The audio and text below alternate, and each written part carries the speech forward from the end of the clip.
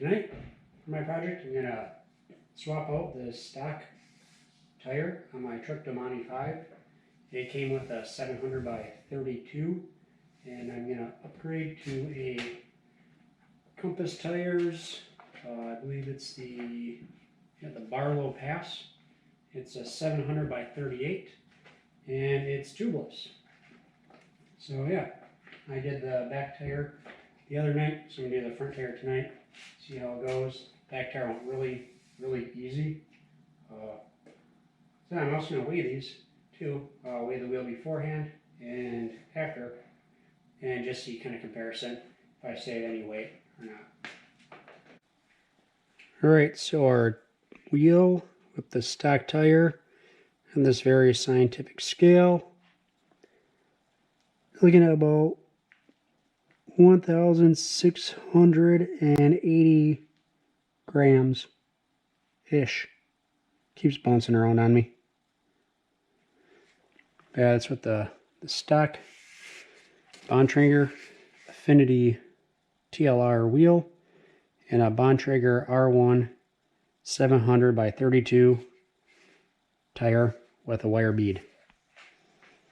Now comes the fun part, taking this guy off with a wire bead. Oh, tonight, drinking some beer from Keenaw Brewing Company. They support trails up in the UP. Good place.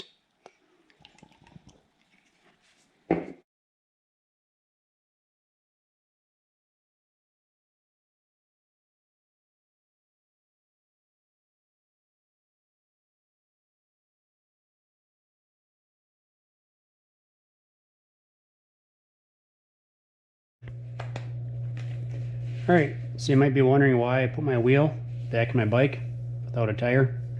So I can put my tape on there, some tubeless tape. I have some Stan's no tubes tape here. Used on the back wheel, works really great. I used a Park Tool video. That's kind of a tutorial.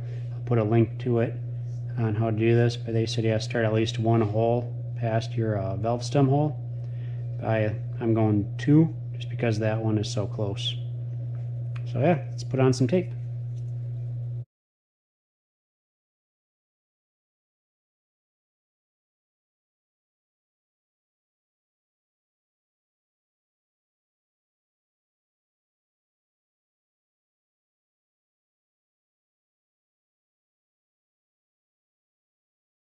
Okay, so I went over it with a heat gun.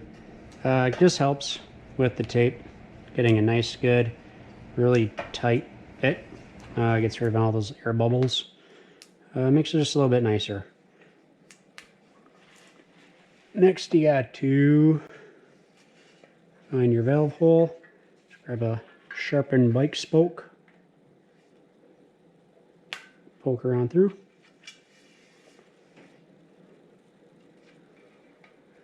Open her up just a little bit. Alrighty. Then I like to put my tire on. I'm always partial for lining up the logo with the valve stem. Just makes it look nice. If you do get a puncture later, helps you find where it was at for putting on a patch, especially if you're using tubes.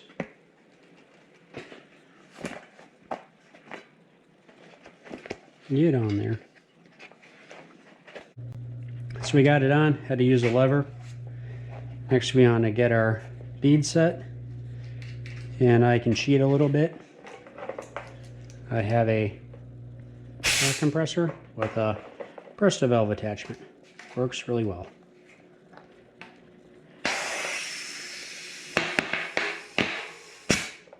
There.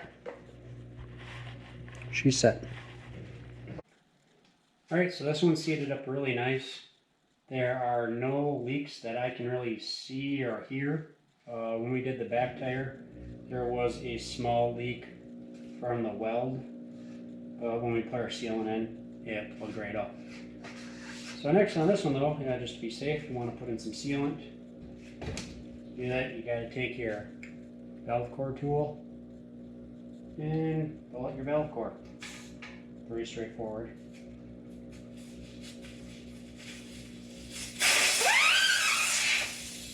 Careful so it doesn't go blowing out on you. Fly across the room. And take your sealant, give it a good shake, mix it all up. These are good friends at Orange Seal. And I use just any old syringe. I do have a stand syringe with a little hose on it, but this works just as well. Bubbles. Ooh. And get your plunger ready. And for this tire, I'll probably do 2 syringes.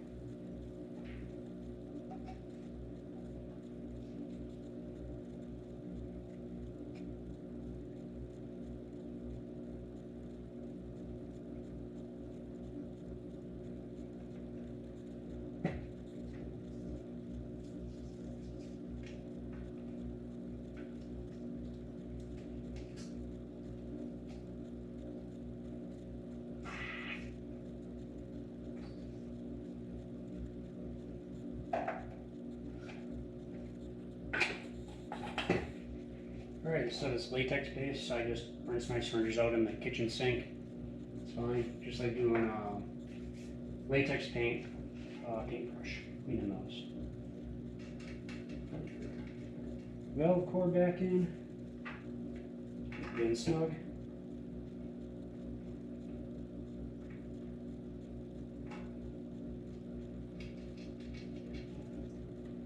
And I'll see if I have any air left in the compressor.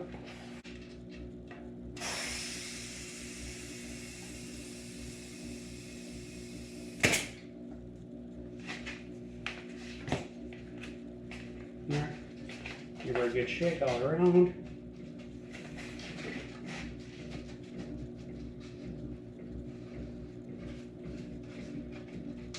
Make sure you get all those little seams there filled in.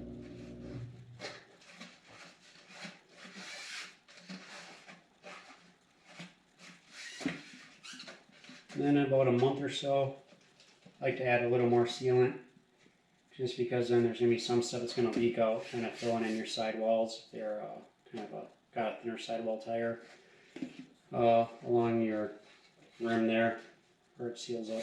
So just add a little bit more, touch it up. And after that, about once every, depending where you live, 3 to 6 months, give it just a little shot extra as the stuff starts to dry up. And there you go. Tubeless. Oh, gotta wait. Let's wait and see what we got. Alright, so I got my scale set up. And the second one comes in at about 15... 22, 1560, 15. So yeah, scientific scale. 100 grams and change. So not too bad. Maybe want to add a little more sealant. Might go up just a little bit more. But yeah, I gotta say, for a bigger tire and everything, I can't complain. I know what some of you might be thinking too, it's a pretty big tire. On Trek's website, they don't recommend going much above a 38. That's what they say is the widest the new Domanes will take. But I don't know how well you can see in here. But yeah, just take the cleaner off.